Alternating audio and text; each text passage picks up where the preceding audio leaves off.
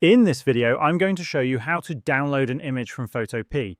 In this tutorial, we will focus specifically on downloading a single image layer rather than exporting the entire project.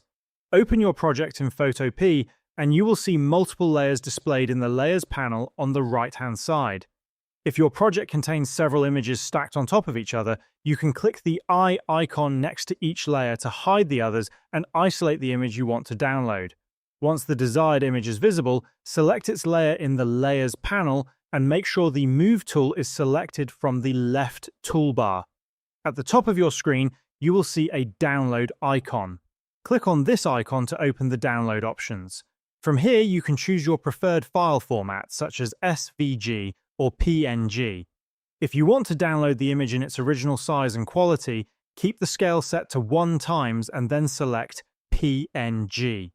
After clicking PNG, the file will automatically download to your device. When you open the downloaded file, you will see the exact image from your project.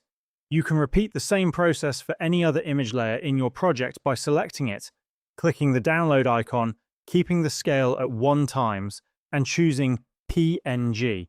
This allows you to download individual images without affecting the rest of your design, and this is how you can download an image from Photopea.